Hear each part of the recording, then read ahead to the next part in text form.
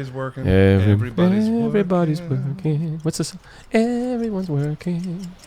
I don't know that song. We're off and running.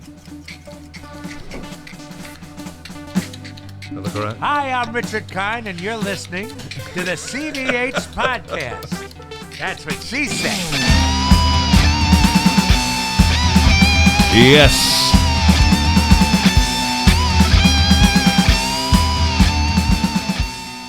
Etienne Dupuis. That's me. I'm here again. You have just entered the 5-Timers Club. What do I get? Gold-plated watch. Gold-plated watch. Yeah, that's. Oh no, that's retirement. Sorry. You have to do 400 episodes to get the gold-plated watch. How long do you got? You know, I've got 3 cameras on us. Oh yeah. Oh, two hi. mics. Hey. You're over here. Yeah. You're in this one, and we're And both that on one. that one. All I'm right. on this one, Yeah. and I think I did it. You know, I'm not a technology guy. Like, It's hard to imagine after witnessing what I just witnessed. I know what to do, but if it goes down, I don't know why. But I'm seeing you, sweat from just the setup. And I could. The only thing I would know to do is unplug all of it. Yeah. And start over. Yeah. That's all I could do. Have you tried turning it off and on again? Right. That's exactly it. Yeah, unplug it, plug it back in. I always forget. You're so resonant. See, normally I'm sorry. No, Yes. no. I'm not low, but I resonate. Normally I'm putting everybody like these are the livest mics because they're all whispering into it, and then I go, no, Etienne, he knows how to be on mic. Yeah. He knows what he's doing. I project. I don't have a beautiful low voice. Our last episode, which was top 10, by the way, the shit story you told. Wait. We're in the top 10. Wait a minute. It's not high in the top 10. I'm sorry. We need to top that up. But I think if a couple years go by, it will. Okay. People have a heart. Nadine, Lisette, Lucas, these guys have followings we can't touch. And so they and my ass doesn't have that kind of following. But maybe it will sometime. But you're. I don't want to say that I've compromised this chair, but I might have compromised this chair. Did it? No, it hasn't shifted, but I can tell that I need to not like lean. Yes, I have the screwdriver right here because I knew you were coming. I'm not that big. No, but these chairs are not that tough. So we're not at your place. We're at my place now. Yeah. Well, I've had some flimsy chairs too. I compromised a chair in the current place I'm in, actually. Yeah. Oh, wow. Oh, yeah. I already blew that one up. Your last episode with the shit story. I don't even know what to call it. It should have a name. It should be like... Traviata Shiza 1.0.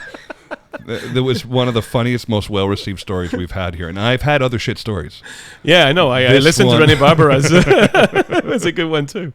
What's so funny about Rene Barbara is that everything he says is in that high-pitched voice of his. Yeah. And so when he's just all pitched up, and he's like, oh, but, like everything kind of lives up here. And then it's music to my ears. The fart had a bit more following it. It wasn't just air.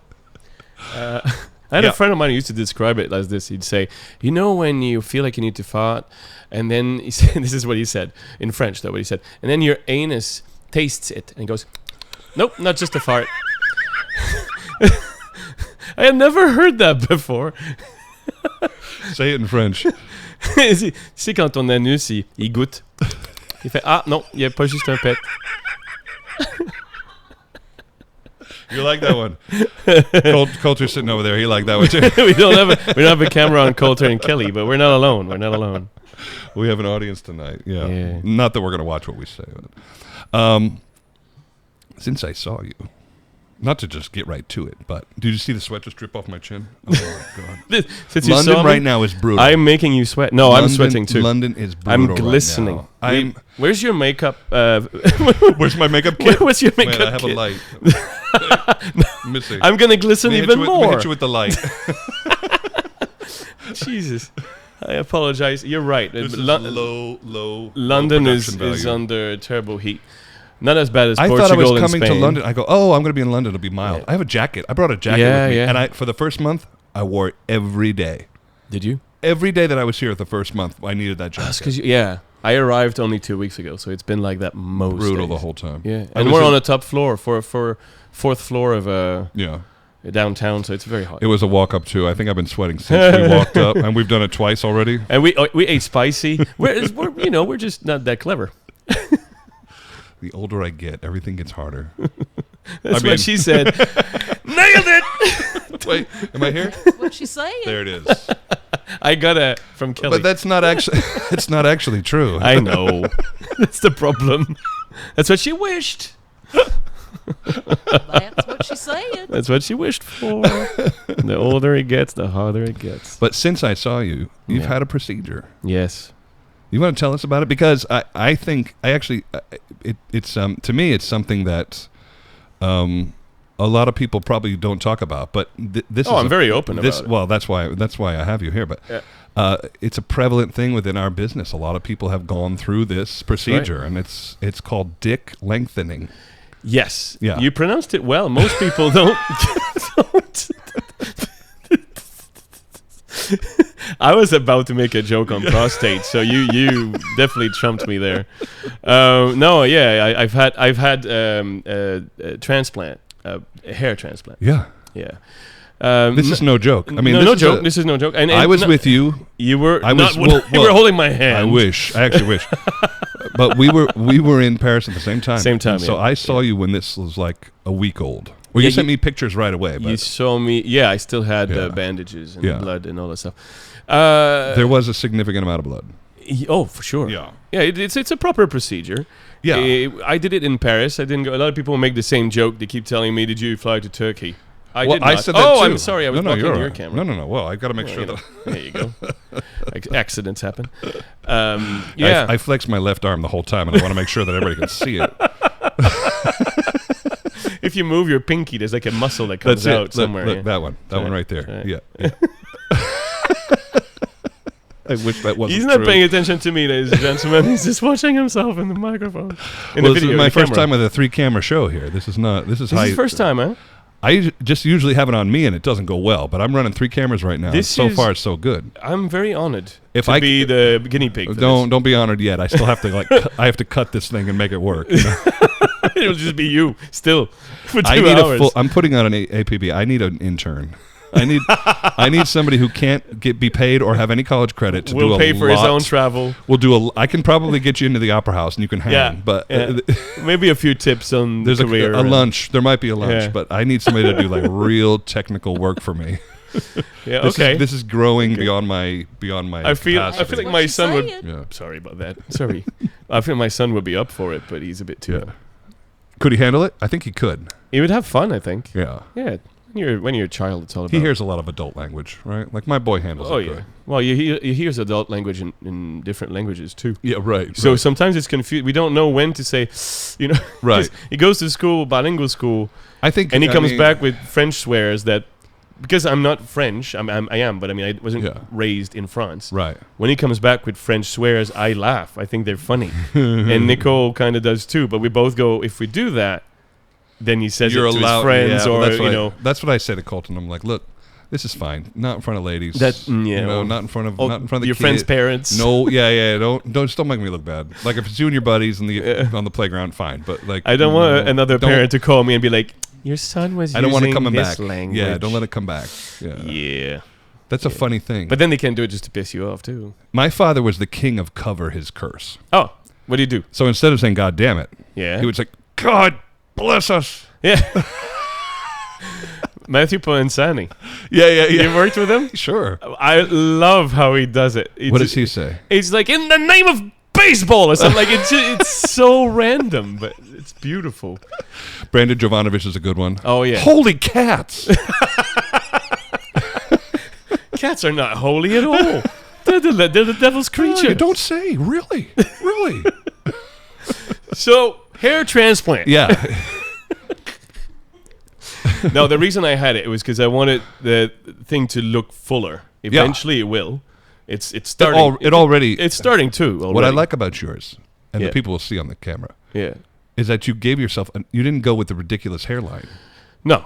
I A lot said of people- whatever is there. A lot of people go and like create a whole new head. But they did draw on my head a line that was much lower. Yeah, and you're like, take it. And I easy. kind of went like, no, that's too much. I Yeah, don't want that's to my be forehead. a different person. Yeah.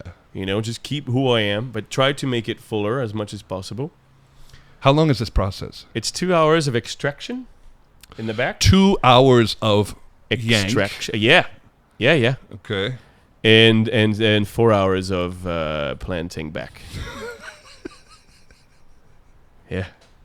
I don't envy that part. That's the easy rough. part. That's rough. Because, before an operation like that, they say, oh, yeah, it's not too complicated. For 3 weeks, 1 month, you can't wear a hat. You can't go in the sun. It's pretty much it, Right. Sorry, am I moving too much? Yes, touching a the little table? bit, actually, yeah. We'll figure it out. Well, you don't use that camera then. just gonna have a lot of me and us. No, I'm just trying to... Yeah. Sorry. 2 hours of extraction. And 4 hours of 4 hours of transplantation. planting. Yeah. What kind of pain are you dealing with? Like, what's the level of pain? It's local anesthesia. So That's injections into your scalp. Yeah. Yeah. So the anesthesia itself is painful a bit. It burns. Right. Then they inject a lot of serum in there so that the skin won't be so close to the bone. So they create space between your skin and it does kill a lot of little nerve endings.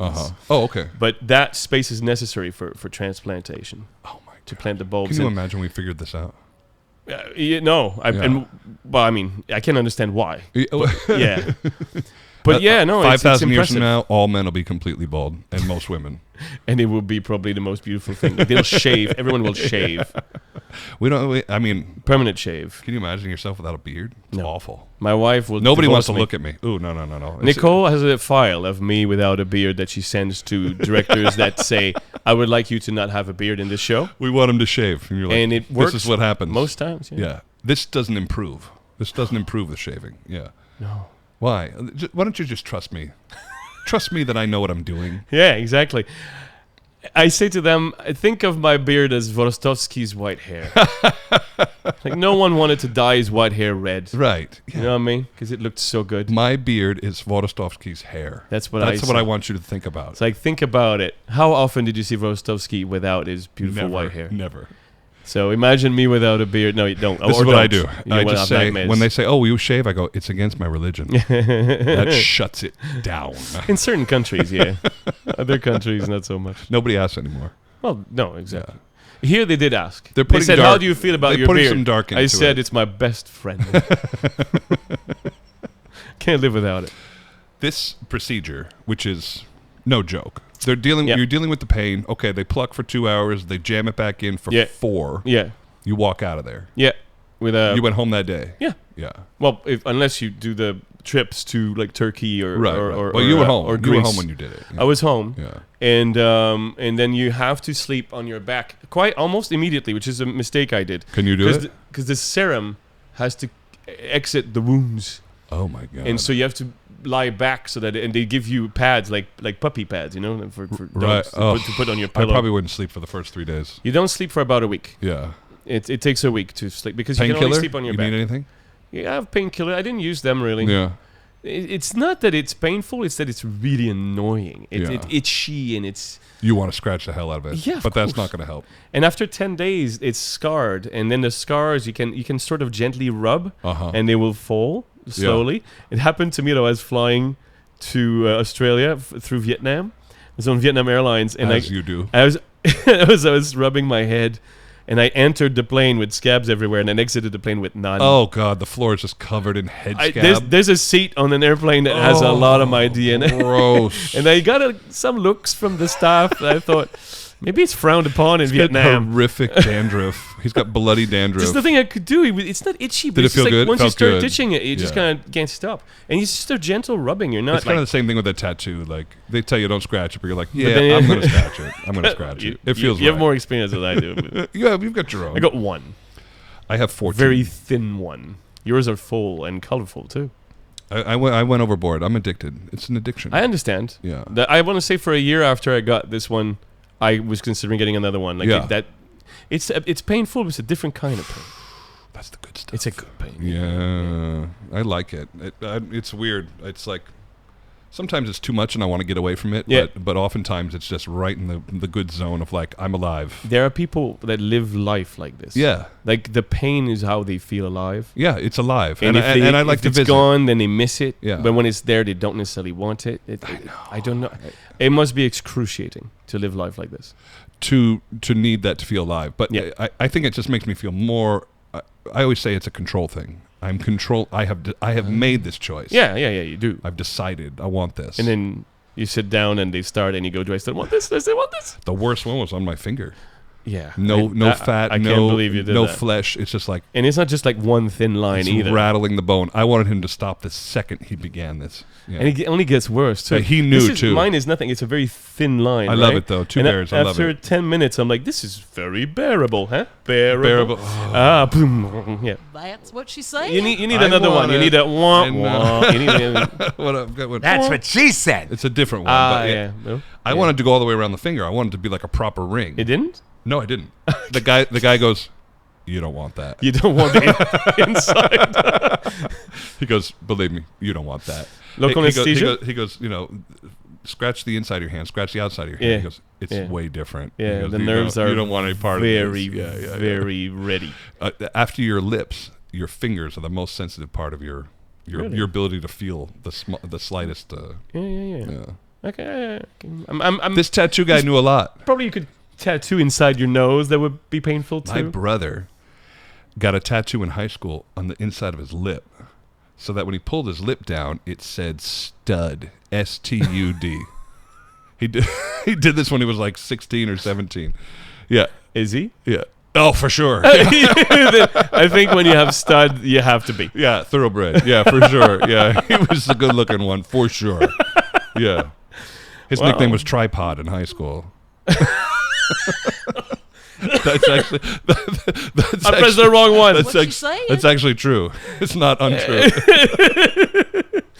Does that mean he could balance on it? Yeah. And his hands out. Lean forward. Yeah. Are you happy with what they did? Your parents with your brother, or They did great. They did there. great, Oh, yeah. What fantastic. about- Well done. they didn't call you tripod? Not. You have stud somewhere? Nope.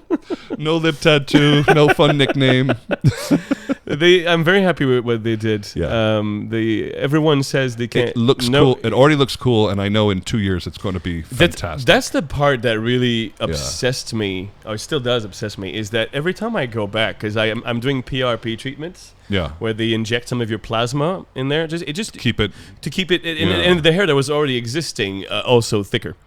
Yeah. And so it really helps the whole head. It's vain, but it's also It's not vain at all. It's We because are looked at. we for- live on stage. We are and looked those at for lights our business. are so freaking bright. Yeah. That every picture and video I have of me, I look like I'm missing half my I don't blame head. you for a second, and I'm plenty thin up top, but you dealt with something completely different. But No, you made sure everyone noticed everything else.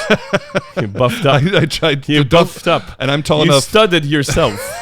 Nobody can look at the top of my head because I'm tall, There's that too. so I can fool you from the front, from below. You know? I would recommend not doing it if you don't need to do it. Yeah. Okay. Because for me, what really obsesses me is that how they said, it will be this and that, and then none of it is true. So after a month, you go back and they go, all right, I would strongly recommend still not going in the sun or in the rain. Yeah. Still not wearing anything on your head or as little as possible. Yeah. Right. And you kind of and no exercise. No, don't sweat For how long? for 3 months. And the thing is, I was like, oh, whatever. And I Yeah. do sweat a lot, Yeah. on stage and stuff. And Sure. So now it's very hot in London. Yeah. And so I'm sweating. And now I have lots of zits coming in. Okay. And they are really painful. Oh, like man, annoying zits. And I'm rubbing If my they told you how head. it was really going to go, you probably wouldn't have done it. That's you probably know? true. You know. Man, that's probably what I'm doing right now. Discouraging a whole bunch of people. No, of because it having looks done. good. It will. We are looked at for a living. They say 4 months is when the first new strands of hair come. Okay. in. Oh, you're almost there. 7 is when it really starts to look like something. But then the guy that does my PRP treatments is like, yeah, and then the thickness Yeah. truly takes at least a year up to 2 years. I was like, But we Wow, both know that's, people who have done it, years I know, ago. we know. And they look great. Yeah, but every time someone says to me now, I have had a procedure twice. Yeah. I Well, go, we've heard you those are guys. insane. Yeah. But I don't know what they can do. I do know twice. people who've had failures too, but the I can the understand winners are winning. If you're fully bald and you Yeah. want, I can understand it will take more than one procedure because I wasn't fully bald. It was just very thin, especially in the front here. Of course. So they managed. I went and had a haircut yesterday, and Well done. Sorry for not noticing. I haven't seen you. so in a the while. barbers in Virginia are generally Korean. Yeah, Did you? Sorry, I need to know. Are you going to talk about? yeah. Okay, cool. And so I went to this barber yesterday, and the barbers here in my neighborhood are Middle Eastern, Yeah. and they speak English well enough to talk about what you would like done, but not really That's anything right. else. You know. Do they ask questions though? Do they go like, "Where are you from?" and "What do you Yeah, do?" okay, yeah, a couple of those questions, Yeah, but okay. but really that was the most of it. Because And if you say I'm an opera singer and the answer is you know they didn't Yeah, understand yeah, what you yeah, said yeah. because no one reacts to that. we weren't talking enough, and the guy is lightning fast, which I love. I mean, he's going to work. Oh, I love that. You know, like just a killer, absolute killer. I He's said, good. I said, yeah, do it too. You know, fade up, faux hawk. You know, like everything that I always say. No problem. Guy gets to work right Faux over. hawk, that's what I want. Yeah, 2 years, baby. Yeah, that's right. So 6 months before I can get. so a I'm haircut, sitting by the way. there. Sorry, 6 months. before you can get a haircut. Even on the with sides? a buzz. With a buzz. Even on the side. Side is scissors. Okay. They say. They said don't fuck around. Yeah, they don't fuck around. So this guy Sorry. goes over to a vat of orange thick liquid, and he puts 2 Q-tips in this thing, and it dawns on me that that's wax. Yeah, yeah. And I was like, oh well, I've never That was your first experience, eh? I've never experienced hot wax before. Yeah. I'm not that hairy a guy, but okay. Even on the rest of your body as well. I've never waxed any part of my body. All right. No.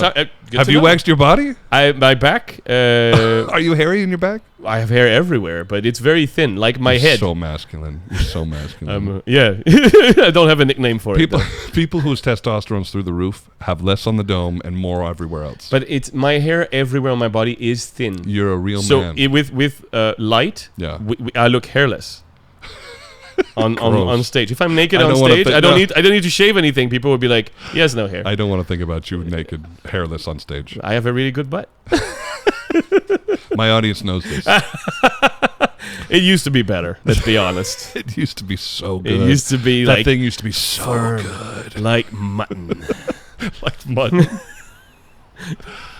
Oh, it's me again. No, I'm sorry. The thing's shaking. Normally, It's me. I'm normally shaking it it. tracks me a little better, but I'm not sure what's happening. Well, actually, what you see is probably more shaky than what the result will be. Well, it's a gimbal, and so it's supposed to move with me, but I haven't figured out how to do that. It doesn't matter. Just turn it off and on. We're rolling. It's rolling. Orange goo. Hot So orange goo. the guy, That's what she's The saying. the guy's got 2 Q-tips, Q-tubes, Yeah. full of hot wax. What I understand to be wax. Yeah. And he comes over, and I'm not sure where he's going with it, but I have a feeling. So he paints a little bit on my earlobe. I've got 3 hairs in my ear. Like, it's not some big deal, you know. But he like It's hot. fills, and he gets like he rims my ear. That's where she's at? He rims my ear with this shit, and he kind of like lets the 2 Q-tips hang out, and then he goes over and he does the other one. And now Coulter's wrapping up his haircut, and I look over at him, and he gives me this look like, what the hell are they doing here?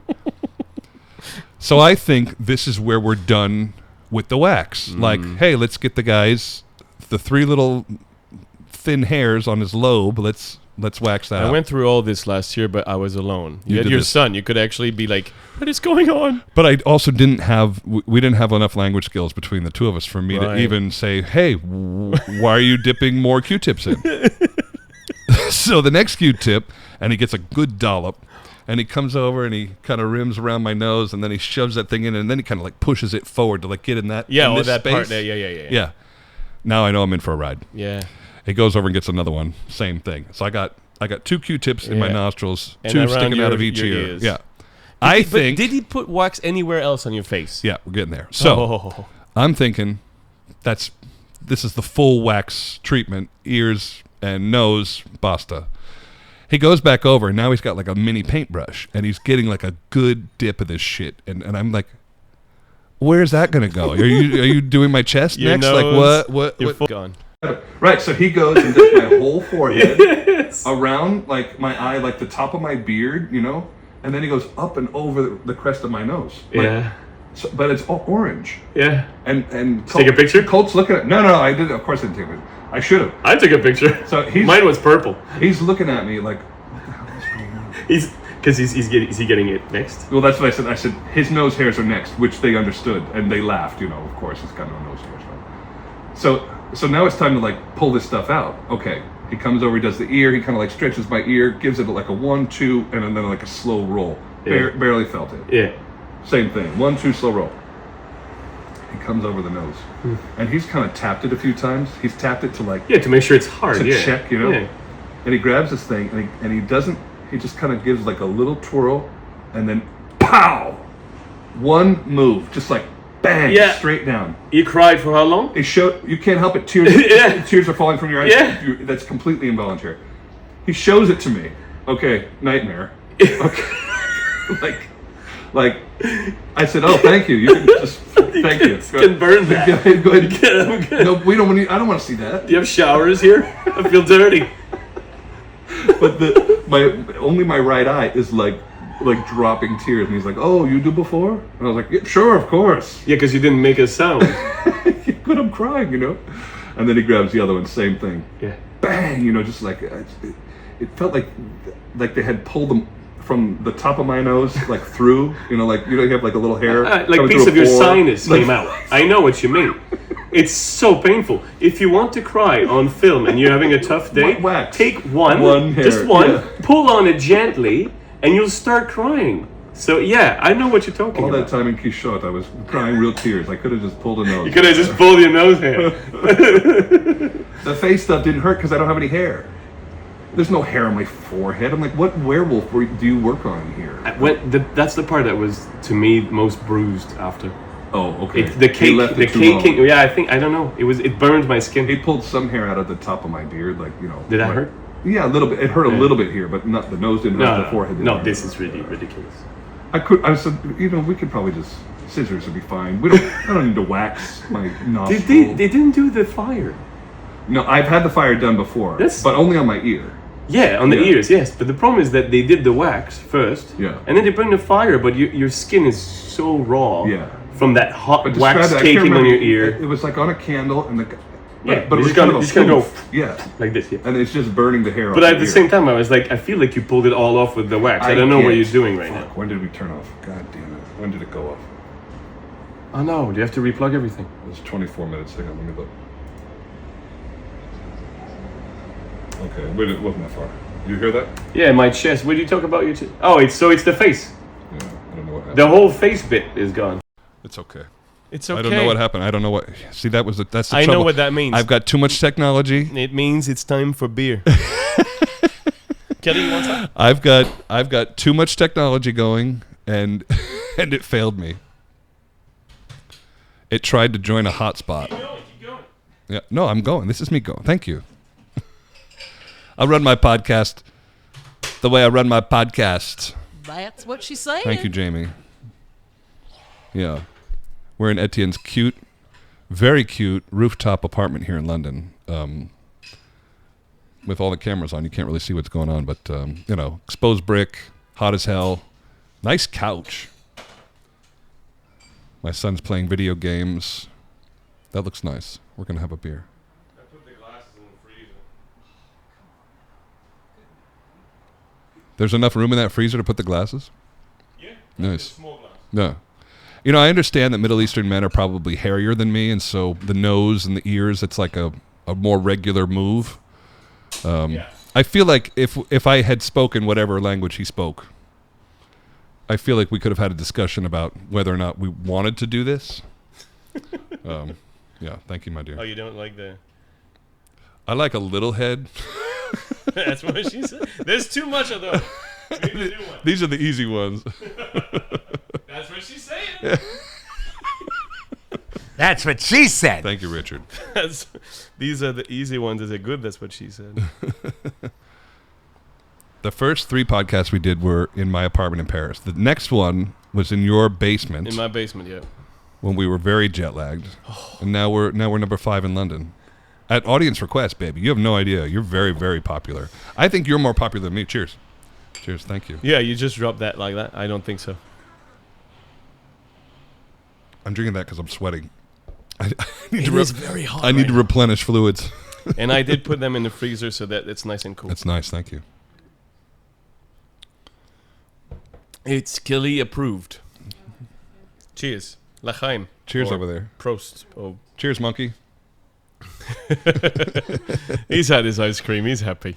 We're wearing matching shirts today. The flag. This was a three quid shirt in Primark. Thank you. You told me there's no link except for Quid. You let your son watch Squid Game. That's right. What did he think? Well, I was worried. I said, you've never really seen like real violence. Yeah. And he goes, oh, I don't think it'll bother me. And I was like, have you ever seen It somebody is shot? fake, Have you ever but seen it somebody is fake. shot in the head? Yeah. Like blood. Like this is pretty awful. Yeah. It's like, I oh, remember I don't as a think it'll child, bother. I'm like, my parents saying like, think it's ketchup. Think it's like fake blood. Well, I splurting. was like, well, you don't know how it's going to affect you, but I also saw horrible things when I was 11. So I'm sure. Yeah. There was all kinds of stuff we remember were looking Freddy? at. Freddy. Oh yeah. People getting chopped up. Yeah. I watched Halloween when I was like 6 or 7. Like that was brutal stuff. Good movie making sometimes. I was like born on Psycho. Halloween, so on Halloween I could always watch Halloween. You didn't have a choice. Yeah, no, and I loved it. Yeah, it's good. I can't stand horror movies to this day, I gotta say. It's not your thing. Not my thing. But I wouldn't classify Squid Game as a horror. I don't like series. to be startled. But that's exactly what horror movies are. Yeah. Right? It's all about the jump scare. The jump scare, I don't want to have a heart attack. I had one playing a game. A jump scare in a game? In a game. I believe that. This game I was telling you about earlier, Death Stranding, it's called. Yeah. And there's this whole room. There's a room you can like look at yourself in the mirror and you make faces because you have a little baby. Yeah. And the baby laughs. Right? Yeah. Simple, right? Right. And then there's one of the times when I was making a face, my character goes like this in the mirror. And you can snap a photo that makes the baby laugh when you do that. I snapped the photo comes out, there's 2 guys behind me. in the screen, I just went, like this, like my character on screen. It's a random thing. I looked it up online. I was like, what is this? They said it's a random thing that happens in the game. Oh, really?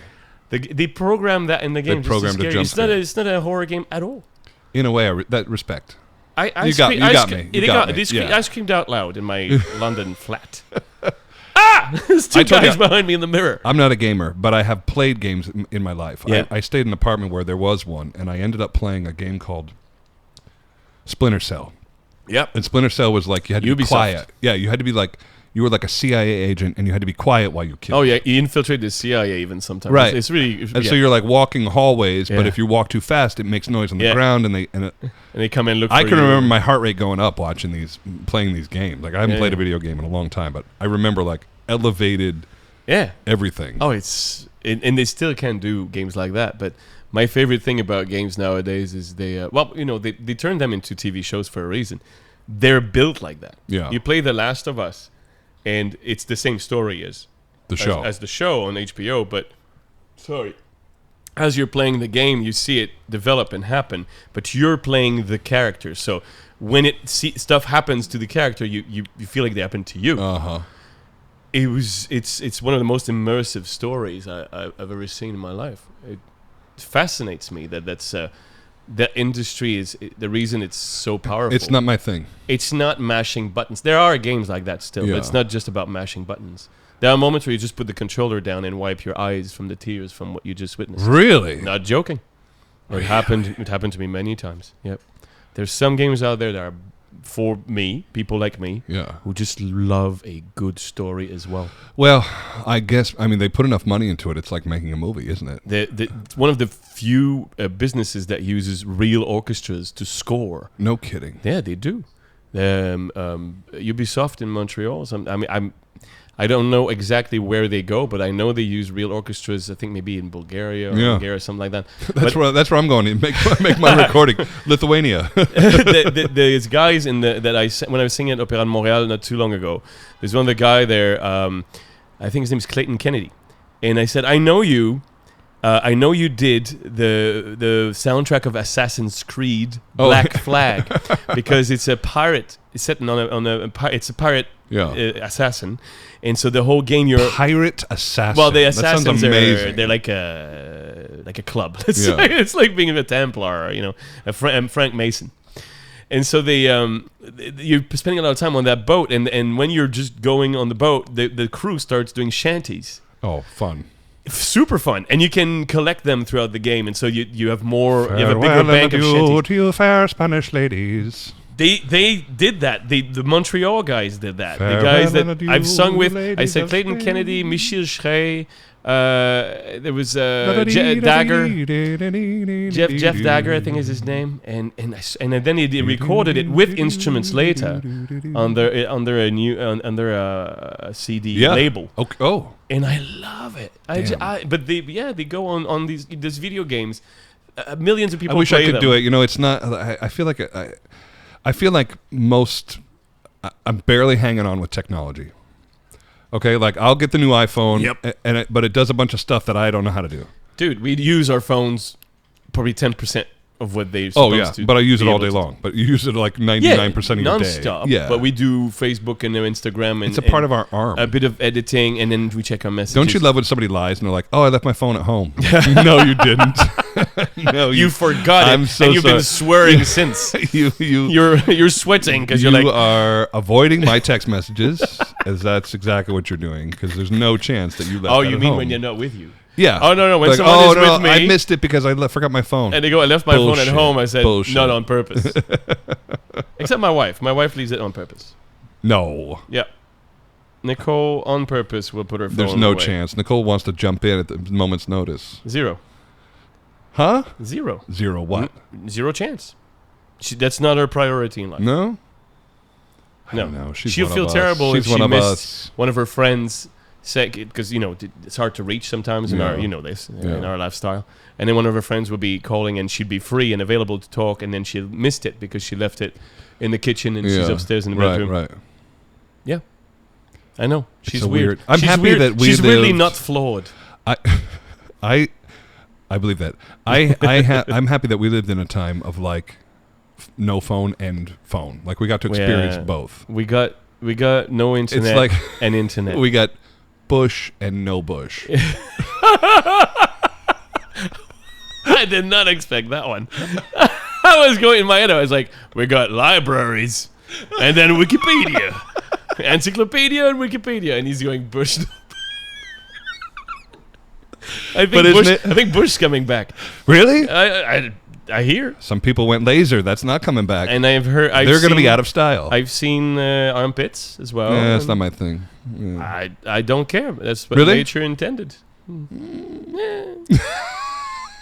Most of the time, I don't care. It's a bit like everything. A little trim is also possible. It doesn't have to Some be grooming. it doesn't have to be full on. It's like the rest of our bodies, the rest of our hair. Oh, men get away with a lot. We do. We can be gross. We can age. For sure. People For sure we can We're age. allowed to age. Yeah. Which is dumb that But women we were don't talking feel about that this way, or earlier. that we don't make women feel that way. We were talking about this earlier, and I said, I'm not under the assumption that I have to put on makeup. And women are. Yes. They're basically under go the on the assumption. street. Yeah. Yeah. They're basically under the assumption. And some women are beautiful enough and don't need it or don't care and won't wear it. But for the most part, this is an entire industry of needing to do this. And you don't... Industry. They mean the world. Yeah, right. And girls are made to want to do it when they're 13. And then that's a curse for the rest of their life.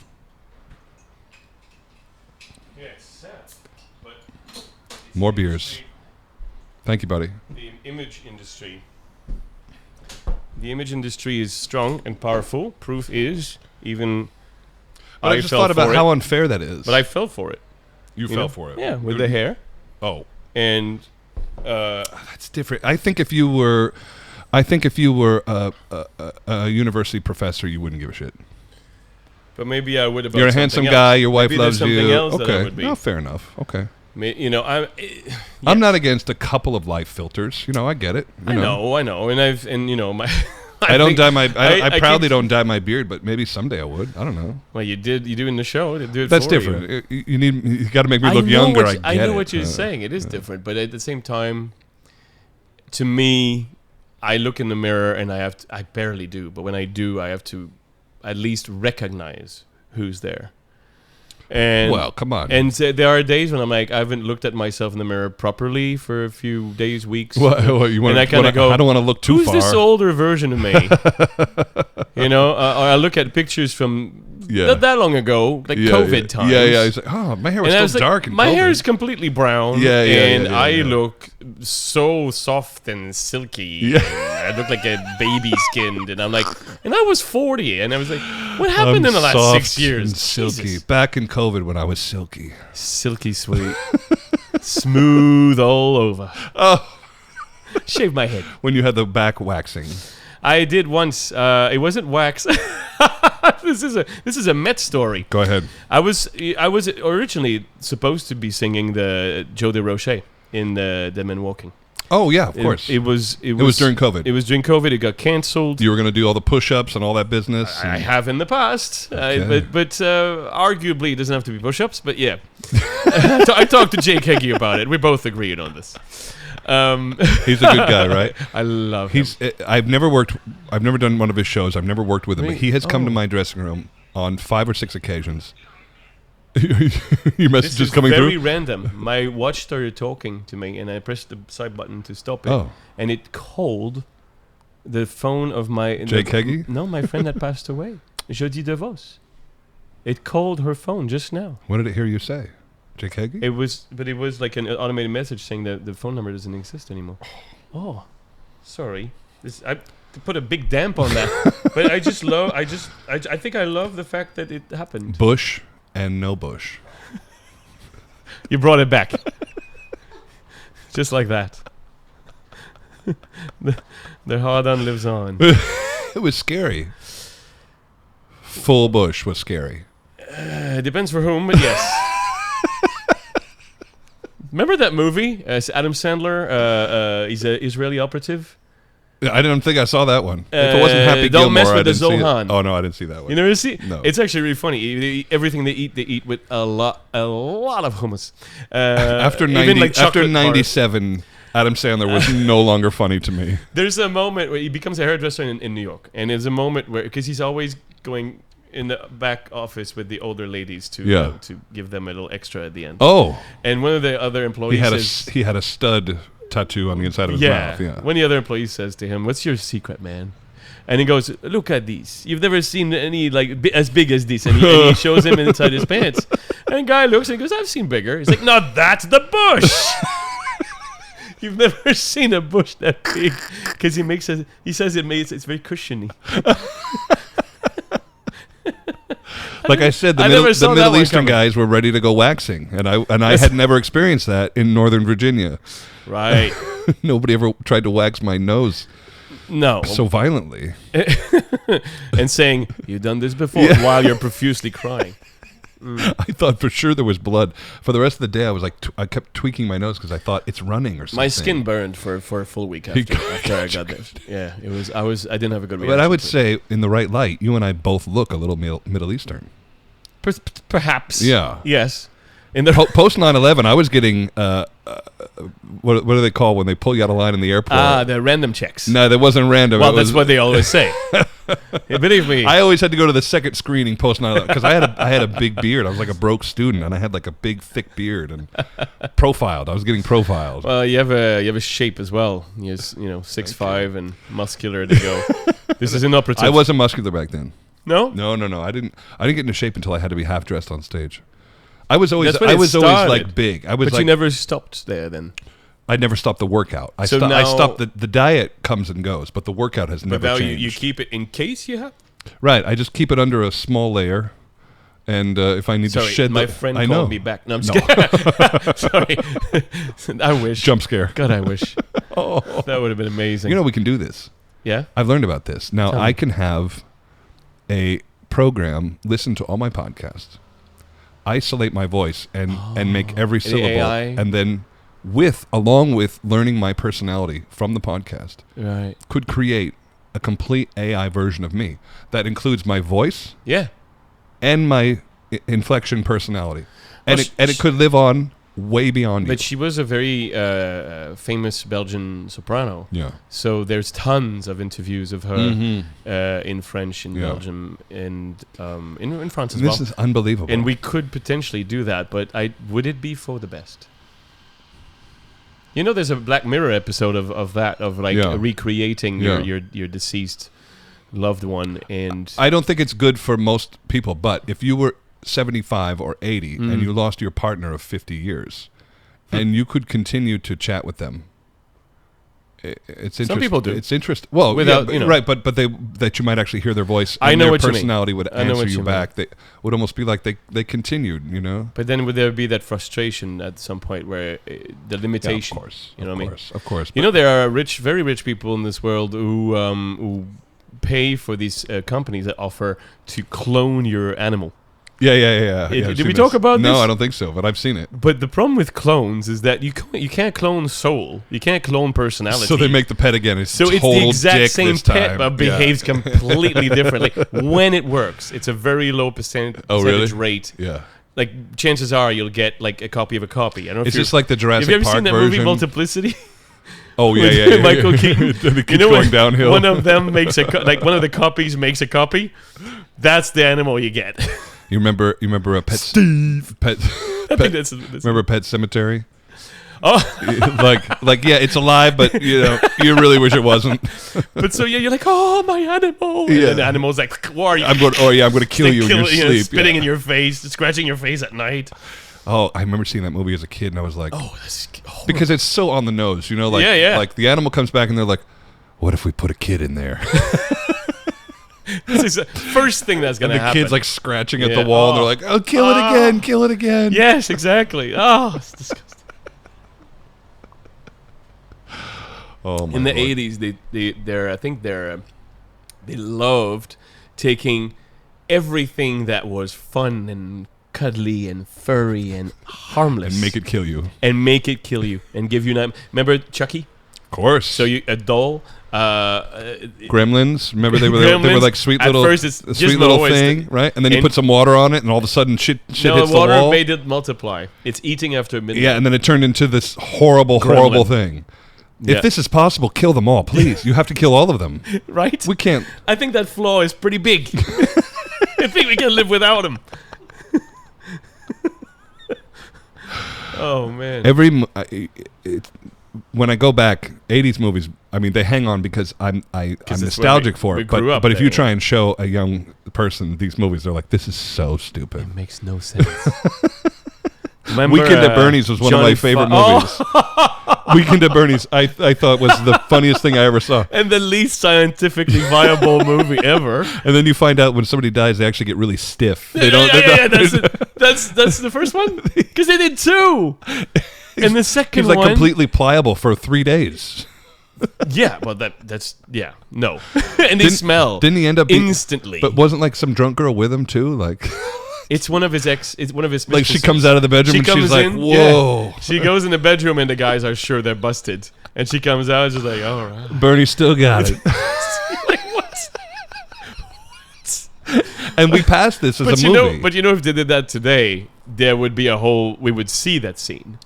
And there would Right. be a whole thing where the boys Oh. would probably make the dead body move. You know what I mean? I could write that scene. I could play in that scene. I saw that there. I want to be the dead body. I saw a promo for Spaceballs Part 2. Oh, yeah, I know. With Mel Brooks. I don't know if it's real or not. It's Mel Brooks. I know it's real Mel Brooks, but I don't know. But if he they're- said it. Yeah, but also it would be Mel Brooks and Spaceballs to say it and not do it. Rick Moranis wouldn't come out of retirement for anything Was he in else. it? He said Rick Moranis was coming out of retirement for it. I would love to see Spaceballs too. Dark Helmet. I talked about it in It was so Trovatore. stupid. I'm bringing this back to opera. Because eventually we have to, don't we? In a way. Do we have to? Yeah. No, we don't have to do anything. Oh, okay, good. We can say rainbow dildos 10 more times and call it I call it a night. My character in Trovatore... I would like anybody who reaches out to Etienne or sees him at the stage door to just Tell me. whisper, "No Bush." When you get the opportunity, No Bush. Just say no bush to You Etienne. said to me it will come naturally. No bush doesn't come naturally. Bush does. What she saying? No bush. How many people have said rainbow dildo to you at this point? Not that many. No? But Enough. In person. Yeah. I've had a lot of people write it. Yeah. Cabbage as well. Cabbage. But in person, I had one, and they're young. bush. They're in their 20s. Yeah. There's one girl in Vienna. My audience is young, for sure. Said cabbage, yeah. and then a boy here, and I think he's in No, he's not in Semene, but he's in the I'm ensemble. going to brag for 1 second. Yeah. My podcast has made it. It's been 1 second. To All right, and now my podcast. We've made That it, was a good brag. We've made it to the top 3% of all podcasts in the world. Top 3%. That's Let me clarify that. yeah. How many podcasts we're talking about? 3.5 million registered podcasts in the world. Wow. We've made it to the top 177,000. Wow. It's still very impressive. 90% of podcasts don't get 1,000 downloads. No, because it's a lot of people. Total. A lot of people talking. Yeah. There's a lot, of these millions and millions But if of it's podcasts. compelling and it's You're authentic. talking about the amount of podcasts, not episodes per podcast. Some No, podcasts no. are daily. No. You know what I mean? Talk about number of downloads. Oh, okay. Yeah, top 3%. Incredible. That is incredible. But And yet, we're- still not making any money with it. How dumb are you? How long are you going to pretend? I'm going to start to open it up to ads from our people. People who would advertise in Opera News That's a very good are going idea. to come here, and we're going to do it that way. The same way you could rent the top, Carnegie Hall would rent the top banner to Parterre Box or a slip disc, where you could buy a portion of the screen. We're going to start doing that at the top. We could of the show. also decide, and I say we because I've fully included myself in this. Oh, well. If we want to have Permanent someone over co-host. for a 5 to 10 minute, a window. But Yeah, what, no, I'm not what against we it. do? If it's business related, That's what I mean. I'm going to be. You know, I I have a PR guy who says to me like, this guy from this newspaper would like to do an interview. It'll be in this blah blah blah edition of in whatever country. And I go, your podcast is very well sought after and followed by people in the business. It's time. I don't want to think make we money could off of have- it, but I don't want to make money off it. But I think it's a good tool for people who used to advertise in Opera News. Yeah. Because I can get you that same circulation. People listen more than read. For sure. Yeah. And people who like to talk about bush and no bush and rainbow tons of dildos. those. This is where you come. Oh, This is where you come. That's what she's saying. Thank you, Jamie. Jamie should be here. I miss her. I haven't seen her in a long time. I will see her at the latest in May, and that makes me very happy. We and I did a podcast in New York last fall in October, and wait, that's almost a year ago. yeah, and so when we got to the sobering light of morning, she called me and said, "Christian, I don't think we can use most of that." Go ahead. No, it's for you. No. I've had plenty. Yeah. She says, Is it the one that you erased by accident?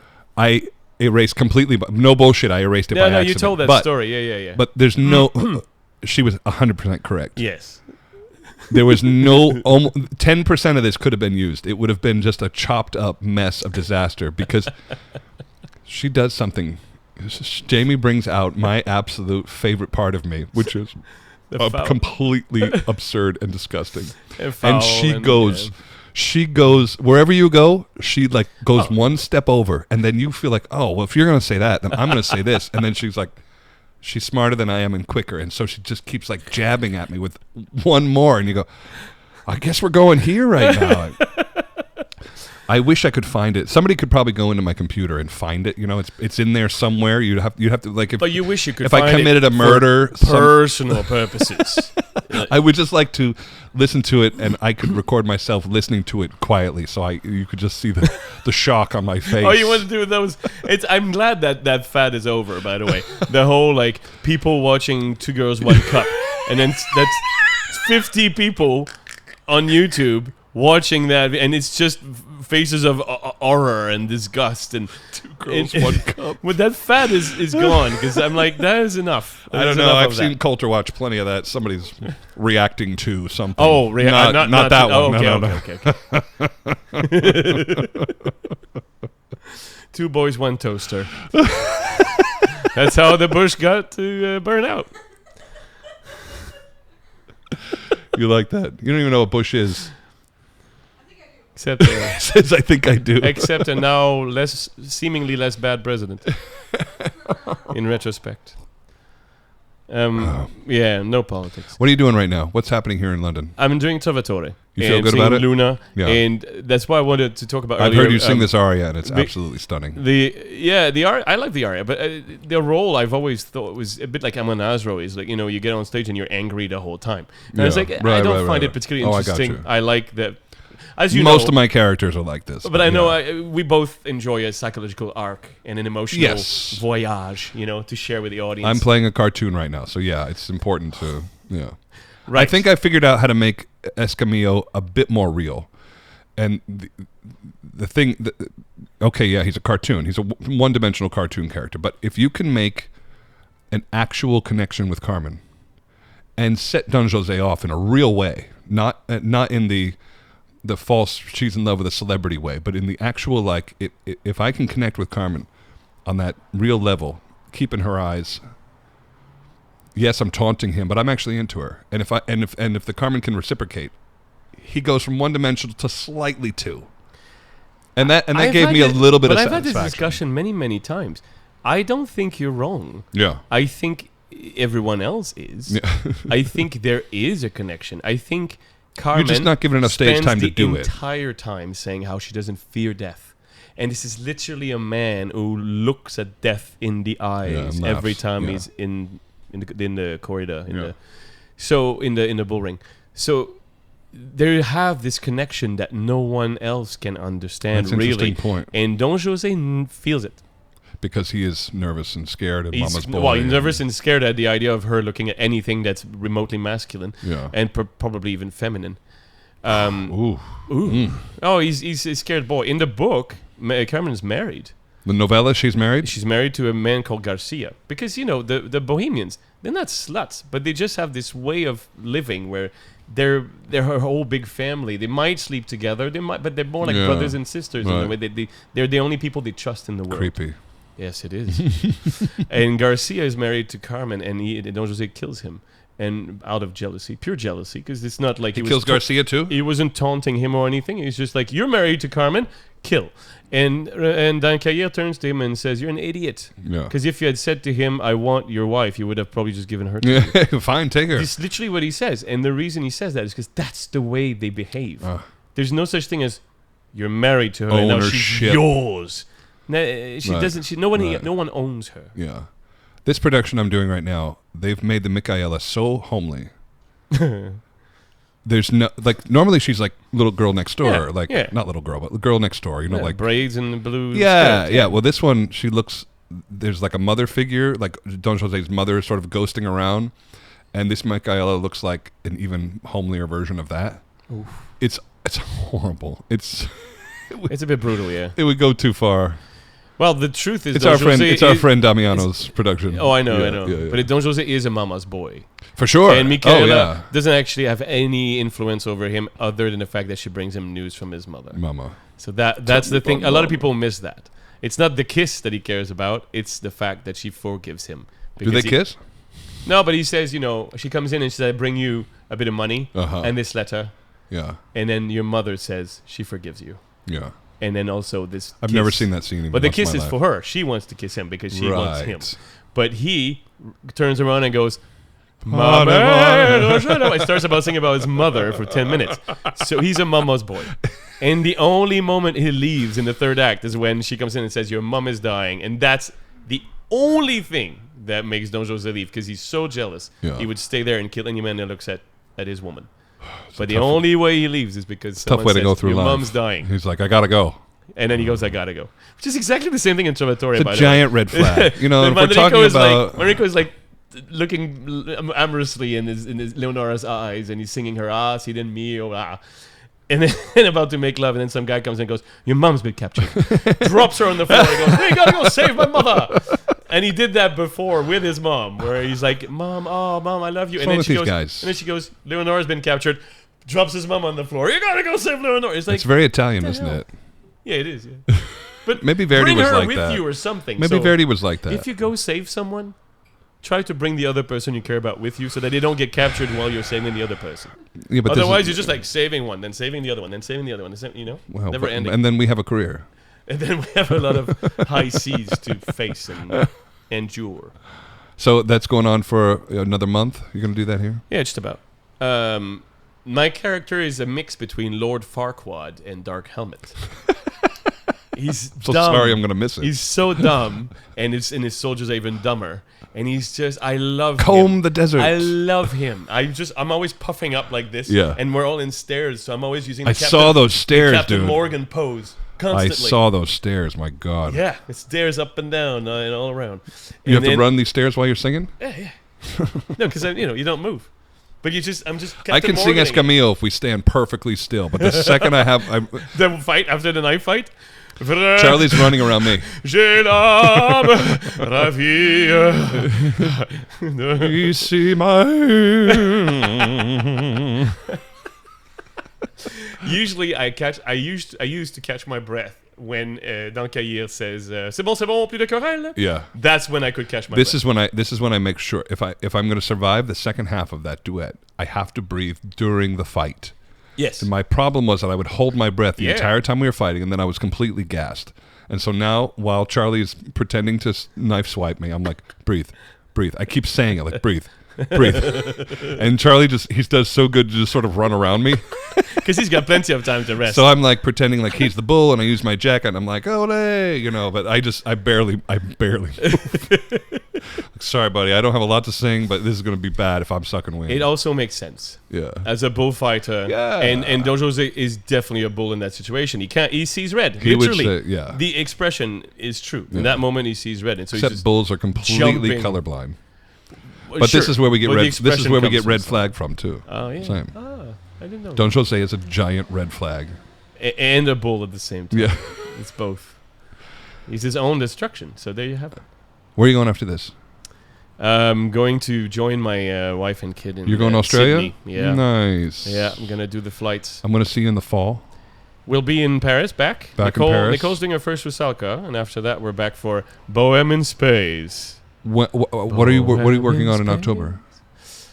Same, yeah. I'll still be singing the Bohème. Okay. Oh, good. I want to come see it. But Nicole won't be at that point. She only does the September shows. I only want to see Nicole, to be Nicole perfectly is the honest. best Mimi in the world. Nicole Carr is the best Mimi in the world. I say that without reservation. Yeah. Is one of the most pure, endearing, heartfelt, Absolutely. true. I couldn't agree more. And I've done it with the best. Yeah. And we have others who are fucking fantastic. They're phenomenal. Yeah. It's just there's something that happens to my wife when she's on stage where there's like it's like the character. It's all in her and eyes. It's in her eyes and her posture and her head and you cry. Yeah. Act 4, I was crying before she made one peep. Yeah.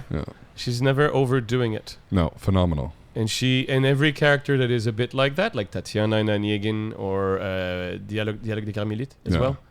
We're having a Nicole Carr love fest. Your right heart now. Rips out of your chest. Yeah, we do. Yeah.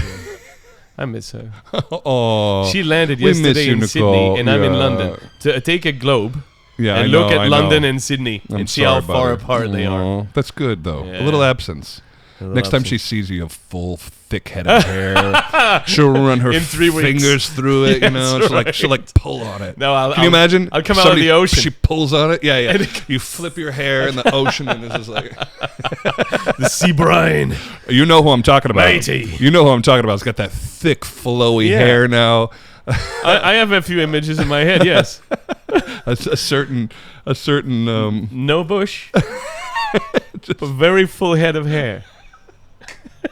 clean below, and thick up and dirty on top. That's what she said. Etienne Dupuis. Thank you, buddy. Is that over already? No, we can keep going. Oh, thank God. It's like it's been an hour. He's already bored with me. No, I'll go all night. That's what she's saying. Sorry. I've hit it way too many times tonight. I know. I got a little greedy that with button it. It's got your fingerprint on it permanently now. Thank you. Second joke, I make Coulter laugh. Never two without It's three. too they easy. say. Wait, no, listen. What? Coulter. Fart. It's too easy. That's a cheap date. It was a fake laughter. That was not fake. I hit him for real earlier because he started fake and then it became real. There's a two-step to you. I'm an ear person. There's a two-step to your son's laughter. It's a two-stepper? He's a two-stepper. Yeah. First he laughs, and then he either lets go into laughter, or he stays in control because it wasn't that funny. The first one's fake, and then he decides along the way. There's a moment real. where his body goes, "Oh no, this is way too funny to just kind of do it. We have to let go." It's often Papa's friends that make him laugh the hardest. Of course, Papa has good taste. No, but I think most of the people that I hang out with, humor is almost number one. Like, yeah, I've noticed. Yeah. But you know what I mean? The people that I surround myself make me laugh. That's who I want around me. That's who we want. Do we have time to lose with people? No, I have serious friends. Who talk about their dead friends in our podcasts? Seriously. I got us back out. Yeah, you did. We could talk about death. Come on. We've cried on the podcast. We've cried I think we've cried the moment we met. The love fest. Oh my God. The love fest continues. I will never forget the moment it's not the moment I met you. It's the moment I met you in Don Quixote. Yeah. The moment we were working together, because we had not worked together before that. Never. And I opened that fake door on that fake wall. Yeah. With that fake rehearsal costumes. Everything was fake, and you weren't. Yeah. You turned to me in the doorway, and you were full on crying with your old man clothes, because back at the beginning we were a bit we weren't sure what we were doing. Old than and the fake glasses and the fake brown and I was like, I'm holding gonna a glass of fake scotch. Yeah. Everything else was fake, but you weren't. Yeah. And I was like, we're gonna do this for real right away. I was like, oh, this is gonna be a fun ride. I'm not gonna warm up on this gig. We're just gonna go. No warm up needed. Yeah. It was raw. It was real. It was a really intense moment, and it was a beautiful time. That it intensity really was. Forges good friendships. I think absolutely it does, forever actually. But what I think happened is that you and I hijacked that show. I agree, and I think it hurt us. Us or the show? No, I don't think it hurt the show at all. I think it hurt the show's ability to go without us. But I think it would be just a very different show. I'm not saying it can't exist without us. Well, it's going to exist without us. It will exist without us, which is very sad. Yeah. But I think it has a little bit something to do with how committed that we were to it. We stopped taking notes and started giving notes, and that's not a great way to. While we were comfortable doing it, I don't know that everybody was comfortable. I don't think we were surrounded by people that would have let us go that far out of what the plan was. I'm not sure we gave them a choice, but I'm sure that we stayed within certain boundaries. Okay, fair. Where we didn't go, no, actually, this staging or this idea doesn't work, or this set doesn't work. And we need to. I don't think we did. But we started having private production meetings. But when they started going, okay, no, at the end now we're not gonna do. We were supposed to be much older. Yeah. I think you were in a wheelchair or something. Yeah, There were other thoughts being wheeled around from the get go. And then when they started removing those, we never said, no, that won't work. We immediately said, okay, we'll adapt. You're right. We'll adapt. We'll make it work. Yeah, you're right. So I think it went a bit both ways. As in, they adapted to us, we adapted to them. Where I think you're right is I think we hijacked a lot more than we normally do. Yes. We became creatives when normally we kind of let other people We would wait for creatives. notes, and in this case, we were having meetings before and after almost every rehearsal deciding what we were going to do the next. But let's be very, very honest about this, because it's the way I feel very honestly deep down inside. The reason we had those meetings, they were a bit improvised at first. Sure. It was just me coming in your dressing room, and then those discussions just started, and Marguerite would be there, and Damiano would be there, and then the discussions would start getting quite deep and quite, we talked about all the different layers of a scene. But when that happened, it really just came out of how powerfully in love we were with what we were doing. Absolutely. So I didn't think that they didn't have good ideas. For us, it was a truly respectful I agree with you. Process. I hope it was seen that way, because I'm not sure. I understand what you're saying. Yeah. I understand how from outside it can be like, wow, these boys really did what they wanted in the end. But what we wanted was to make what we were feeling was working the best possible version. There were a couple of times, because we did it different every night, but there were a couple of moments that were too good to not do each time. And we always found our way to those beats, even if we didn't get to them in the same way. It had its own rhythm. But there were a couple of beats that we never missed because I wanted to go through it. Or I knew that you were holding something that you were ready to hand over. And you go, okay, no matter what happens in the interim, in the walking parts, I'm going to make sure that beat happens very clearly. And sometimes you'd throw me a whole new pie and say, deal with this. Talk. You had a lot more pie than I did. Man, I got hit by books and by screaming and by shaking and everything. And I was like, I'll be your Sancho. I will suffer it all. Doesn't matter where you are right now. The best part for me was when somebody attacked me online. I knew you were gonna say that.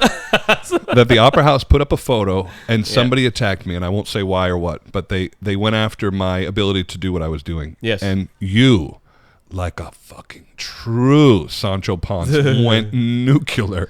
You gave this person no quarter. The first thing that happened... You went hard, and I was like... The first thing that happened was the most Sancho thing you ever did. But you replied.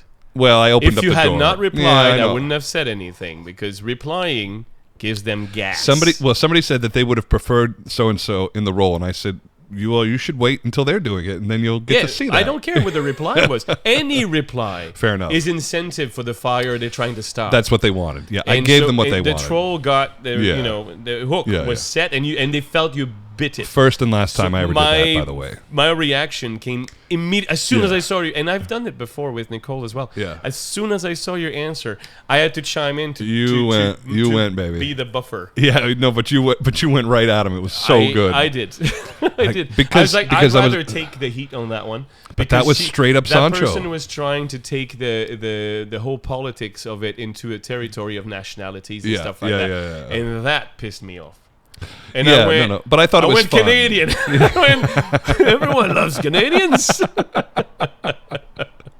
When you're talking about America and Russia, and then it's like Rocky and Ivan Drago. All of a sudden, it's 1984, and it's like you're training in the mountains, and he's got this super sophisticated gym. He's taking steroids. Hammer and sickle, and you're eating raw meat. I've got like the barrels on my back running up a mountain. Your family in a tray in a what is it, in a horse carriage? Yeah. Just lifting them up, carrying up the mountain. Shoulder pressing 9 people. Yeah. I think that's what they were hoping for. But when they got in front of each other, you looked at them and you went, in real life, Rocky's dead. Dead. Dolph Lundgren, half a round. Sylvester Stallone. He wouldn't have been in with the arms reach. He wouldn't be able to talk anymore. I think Sylvester Stallone's 5'2" or 5'3". Like he's one of those real little guys. Yeah, but he trained hard. Ripped up. And he actually could fight. Really could fight. Steroids work. I don't think they were supposed to be in the same category, is what I'm saying.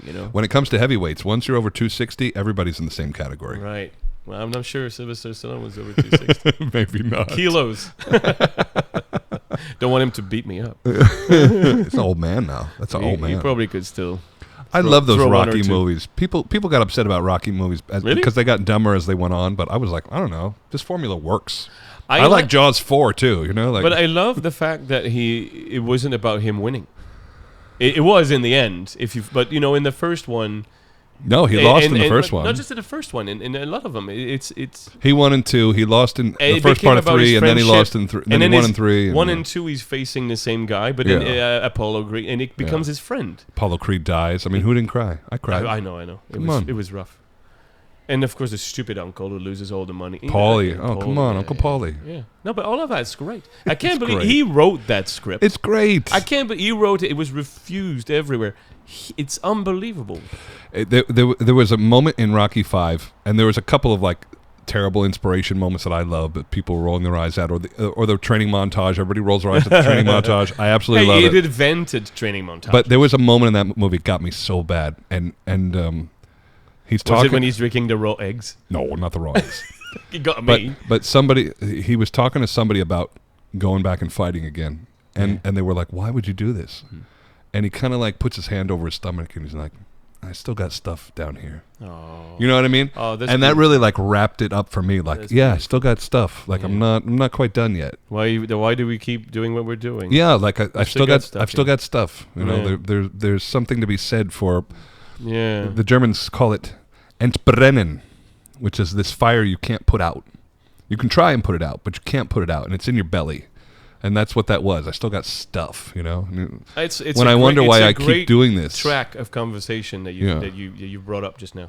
But I think we could do a whole podcast just on that. But you know what I'm saying? Like, why why some people don't quit? Why ever? do I keep leaving my family? Why do I keep? Why do some people want to die on stage? Why do I keep putting up with this? Why do I live with no air conditioning? Why do I? The distance. Why do I fight another airplane? Why my wife and son on the other side of the planet right now? Yeah, I know what you're saying. Because I still got stuff. I know what you're saying. You know, for a while now, I've been saying, and I've said it. I say it because that's exactly the truest feeling, the truest way I can describe how I'm feeling about where my career is at the moment. Yeah. I never believed I would be where I am now. Never in a million years, ever. When you started. When I started, when it was going on, I did Figaro's for a long time. I did Marcello, I did Silvio, I did all those, Mercutio, all the young light baritone. Yeah. I was like, once that dries out, when I'm too old, when all these new kids are coming in, I'm going to start teaching, I'm going to start coaching. Mm-hmm. I might try to check if I could ever be interested in like some kind of casting position and stuff like that. Because I got good ears and I like to use them if I think it helps. But then all of a sudden, this whole new era is starting to happen of like, let's have these roles, these Verdi roles and these bigger baritone roles, but let's have them. But how about we use singers that are not traditionally the voice that we I've been hearing in those roles. No, how about we try something new? I'm dealing with the same thing, buddy. But they're revamping. Like the stage directors always say, "Oh, I'm tired of seeing the same old staging of blah, blah, blah." So now we're all in slaughterhouses eating raw meat while we're eating, while naked people are carrying sheep on their shoulders, and you don't understand why, and it makes no sense, and that's the point. Yeah. Well, here's another way of doing it. Yeah. Like, let's start hiring people that can. I can't sing those roles, but yes, I'm not typically the voice that we hear in those roles. But it used to be a time when it was. Yeah. There used to be the old guard of Italians. Tom Hampson talked about this. Well, Tom Hampson is a perfect example of he just wasn't in the right era. But he said, I'm going to sing Simone Boccanegra, and everybody's like, ha, ha, ha, ha. Yeah. You're not a Verdi baritone. And he's like, I'm going to sing Simone Boccanegra. I don't care what you think I am or not am. This is what I'm going to do. And he did it. He did. And he did it with 5 more roles that somebody said, what? Yeah. Whoever somebody is. And he goes, no, I do this. And he did. And there are other examples now who are doing the same thing. But the audience wasn't necessarily ready for it. And they're not necessarily. Well, I don't. Or maybe think they were. I hated don't know. it. But Yeah. it's just not famous for that. Yeah, right. But there are right. singers that moving more and more into this direction. Yeah. When I was 38, I think is when I sang. I only sang Renato once, and it was too low for me, and it was no joke. It was weird. I didn't enjoy singing it, but it was a good role. It was fun. I would be ready now. Yeah. But when I did it, after the people that came after me doing the same production were even younger than I am, and with younger voices even. And there's this guy Tom Lehman, for example, phenomenal singer, great singer, really nice guy. But he coached on it and everything, and he's doing a wonderful job at all these roles now, all these bigger. But he's really truly a lyric baritone. Yeah. And I'm like, why not? Right. Why not go into this direction? Right. Because we can hear the voices, that's not a problem. And a lighter voice or less, let's say, forcefully the pushed typical voice sound has more leeway in terms of nuances and Right. rubati. There's different things you can do with it. The emotion might come from something else than just raw power. I think it's evolving, and when when I consider any profession, they always evolve. Yes. There was a time in NBA basketball where everything revolved around the big man. Whoever was the center, that was the team. The team was the center. And now when you look at basketball, this is a 3-point game. The shooters are now just calling the way the game goes. That's right. I think a lot of that is what we're doing too. There's a it's constant evolution. there's a formula that works, but this is evolving. It needs to. Yeah. When we talk about Don Quixote, what we did we created a very emotional moment, and we know, in my heart, I know that this is a way, just one of the ways, that we can try and start bringing back people to the opera form by showing them that we're all human and we all have emotions, and we're not, when we're on stage, quite often we're just there to show our voice. Yeah. But this is so much more. We're actually real people. Yeah. Everything I'm doing right now is icing on the cake. I have a small piece of cake with tons and tons and tons of icing on it. I'm gonna keep enjoying that icing for as long as. Is that what you feel like? You feel like everything now you did all the thing. No, I'm bringing it back to Rocky because there's still something. There's still some stuff, and I get to be able to share it when I sing those roles in a way I never thought possible before. If we were professional athletes, we would have been retired 5 years ago, definitely, or more. And now we just kind of just hitting stride. But to be able to hit stride at 45, maybe you'd be recruited as like a coach or something. But to be in your stride in your sport at 45 is pretty amazing. It's amazing, but it was unforeseen. I didn't anticipate it that way. I wanted to make my living singing, and I thought if I pay my bills and I sing the low bass character role. That's enough. To me, that was going to be success. That's what I saw success as when I started. But and how do you deal with where you are now? The goalpost changed. Well, I was never satisfied. I never sat and thought, I did it. I still don't think I've done it. And so that makes me keep going. If your career stopped right now, you would go home and think, I did get a chance to say everything I had to say? There'd be something missing? For sure. Mm-hmm. Yeah. See, not me. You're good. You're content. There's many roles I wish I had tackled. Look, if it's over, it's over. I can deal with it. See, if it's over today, all opera is the reason the whole world goes wrong. We need to close it down. Yeah. No more opera under the penalty of death. I'm not gonna die for it. No. I'll stop, and I'll think. All right, I have to figure out what to do now. Yeah. But I got really lucky that I got to go as far as I did. For sure. It's that I'm 100% feeling that at this moment. I know that I've done more than most. And more than I thought I would do in this field. I imagine everybody in our position has a very similar thought, that it was like, wow, that really worked a lot better than I anticipated. Yeah. Well, I'm sure there are people that have the opposite thought. But I think most have I thought I'd go God damn, I thought I was going to be. Yeah, and I'm sure there's tons of people out there who think, yeah, you're right. You don't have the voice for the roles that you're doing, and I do. Yeah. I'm sure that happens. I know. And I'm not saying they're wrong. I'm convinced most of the people in the chorus behind me are sure they could do this way better than me. But what I do think is that I just happen to be lucky to be living in the time I'm living in. Yeah. This voice I have and the way I emit sound and emotion would not have worked 10, 15, 20, 30 years ago the way it does now. Well, that's fair. Okay. Yeah. So I feel lucky that I'm living in the time I'm living in. Part of me thinks that I'm paving the way for some more people, but a lot, like because a massive amount of people. You're saying because you don't. He's saying it, I can sing it too. You're saying because you don't fall under the quote unquote typical Verdi baritone. Yeah, like Thomas qualifications. Like Thomas did. Thomas paved the way for me too. Yeah. But Lucas Meacham does this too. Same. Very good, fine example. Lucas is a lyric bel canto baritone, and I mean by whatever these ugly definitions are. Yeah, they're just. But he's like, no, I sing this, and this. Tags that people need to put on. And it's to his credit. I mean, the man is doing what he wants. If you can sing it, and if there are people willing to hire you for it, and beyond that, if there are people willing to pay to come hear you sing it, and you tell the story, you can do it. Yeah, I'm with you. Yeah. Yep. Our job is an absurd one. We're there to help people live something, feel something, and for a second forget about all the rest of the shit that goes on in their life. So if we start thinking about anything we do more seriously than that, we're in trouble. Yeah. I think we're even the reason I'm having so much fun singing this Luna right now is because of how dumb I'm playing him. That amuses me. That's fun for you. But I think it will be fun for a part of the audience. Yeah. Perhaps not those that think that Luna should always be sung like this. Yeah. But it gives meaning to like there's a whole scene where I don't understand the situation that's pretty freaking obvious. We're shaking this thing too much. I'm so sorry. I turned to Simon, the stage director. I said, "This is Kung Fu Panda 3. This is the two pandas in the middle of rabbits and poultry." You know, just looking at each other, and the guy saying, "I'm looking for my long lost son." It's like, oh, it's funny. I've never known my father, and the whole village is staring at them, going like, "Will they click?"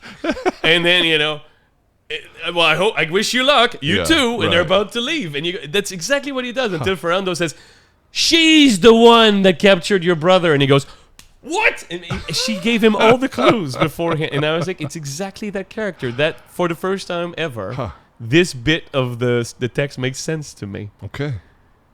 But yeah, I will play that and I will defend that idea. Yeah. And there will be people ready to say I'm wrong and to crucify me for it. Look, I'm done worried about anybody who thinks they're an expert and what they have to say about it. That's over.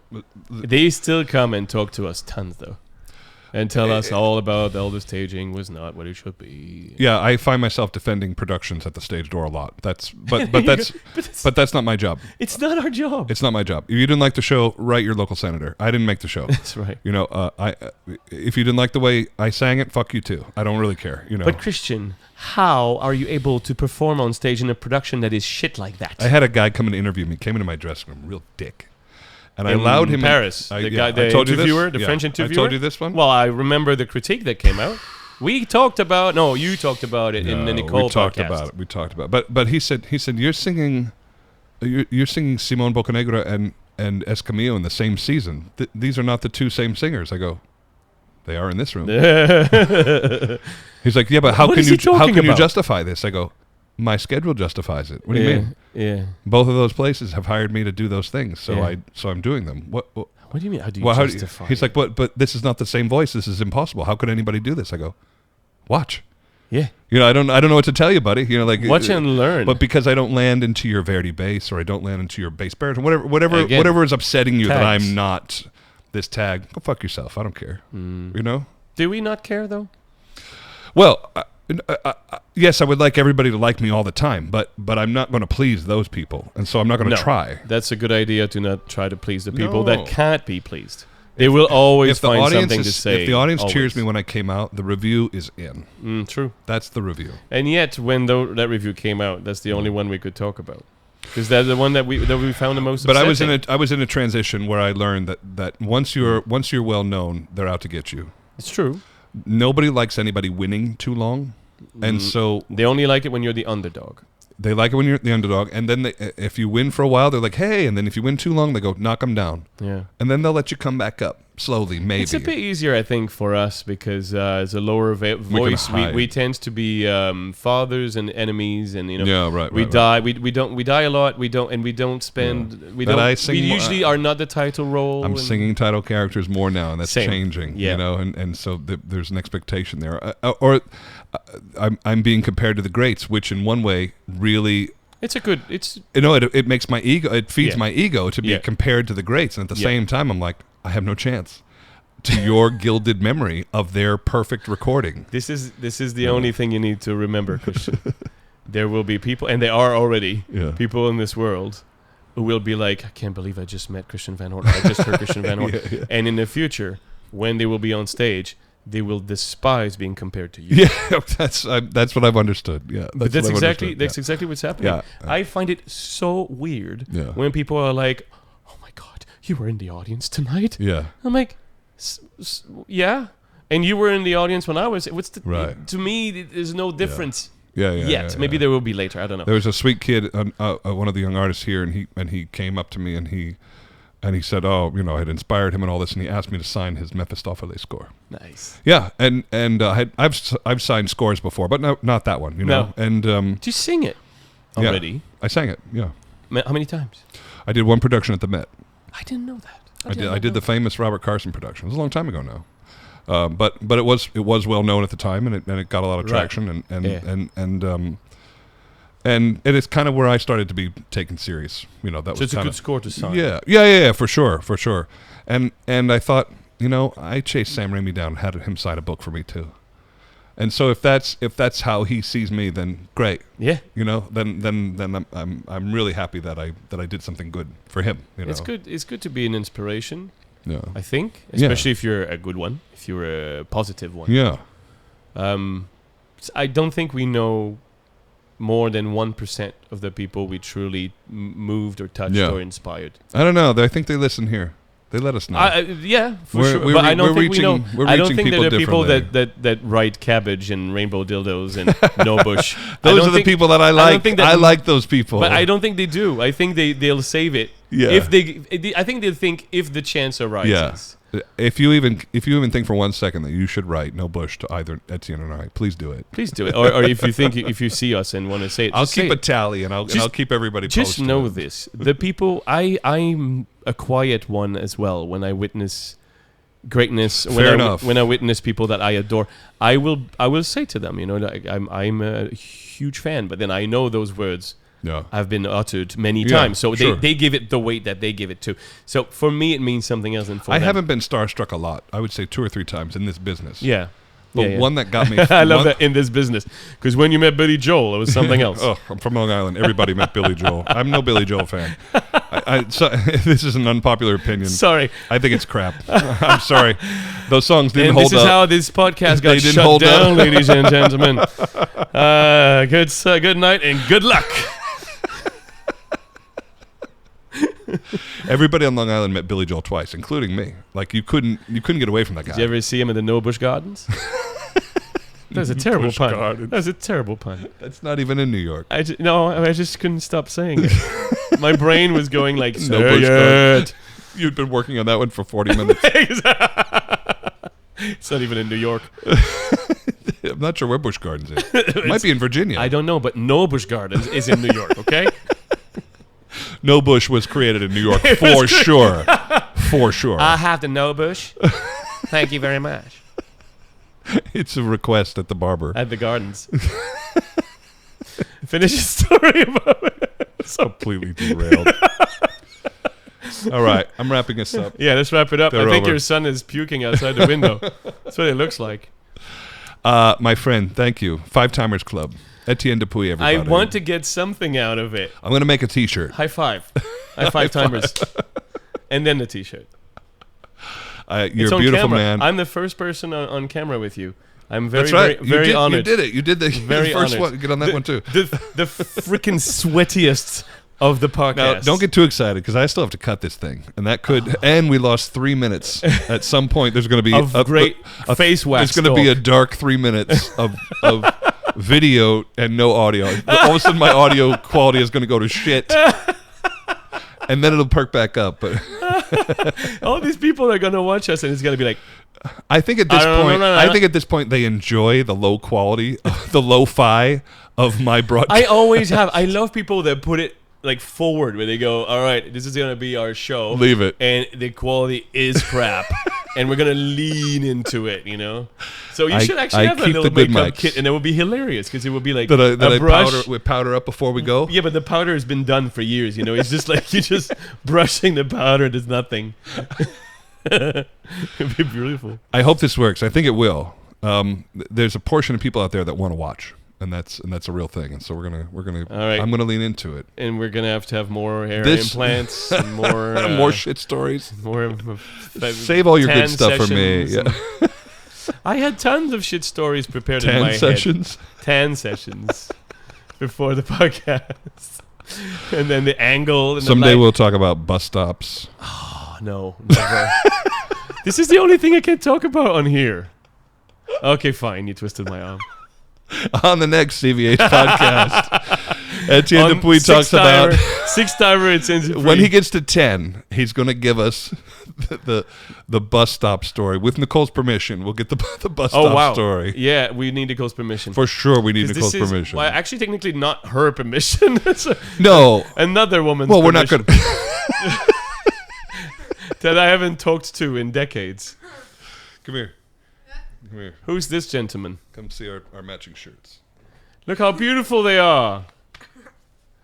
Nothing is more handsome than a family wearing the same clothes. It's true. Kelly, where's yours? I love you for listening. Love you too.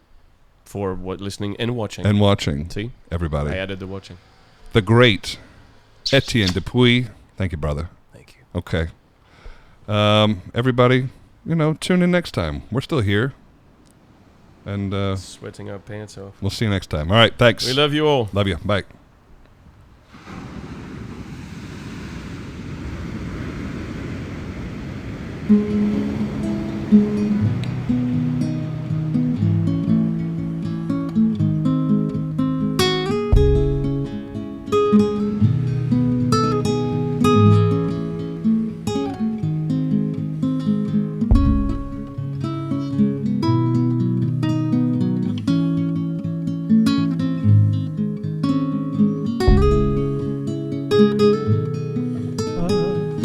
Well, I'm gonna say stupid words. I don't know. Wait, what? I can't hear.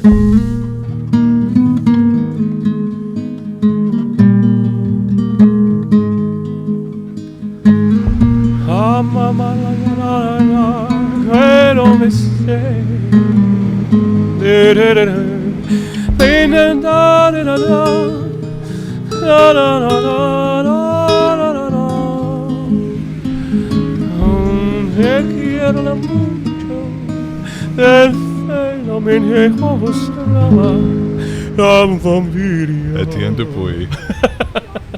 If it's fake Spanish.